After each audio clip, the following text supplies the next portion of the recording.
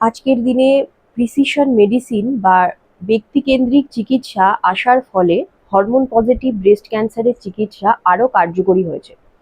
Hormone positive breast cancer হলো breast ক্যান্সারের মধ্যে এমন একটি ধরন যেটি সবথেকে সাধারণ, এবং এক্ষেত্রে ক্যান্সার সেলগুলো শরীরের ইস্ট্রোজেন এবং প্রোজেস্টেরন হরমোনের দ্বারা বৃদ্ধি পায়। সে কারণেই হরমোন থেরাপি হলো চিকিৎসার অন্যতম ভিত্তি।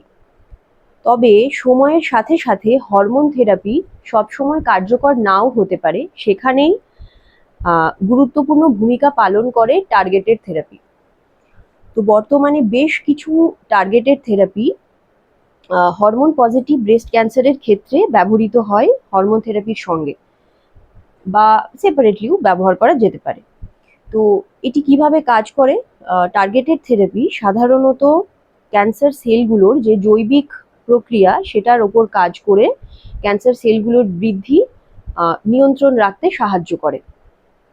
কিছু গুরুত্বপূর্ণ targeted therapy hormone positive breast ক্যান্সারের ক্ষেত্রে যেগুলি ব্যবহৃত হয় সেগুলো হলো CDK4/6 ইনহিবিটার্স। এগুলোর মধ্যে রয়েছে রাইবোসিক্লিব, প্যালবোসিক্লিব, অ্যাবেমাসিক্লিব।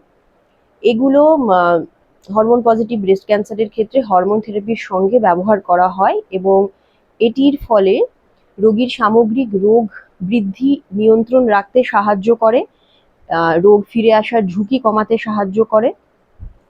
তারপরে হলো PI3K ইনহিবিটার্স। এটির মধ্যে যে মেডিসিনটি রয়েছে সেটি হলো অ্যালপেলিসিভ।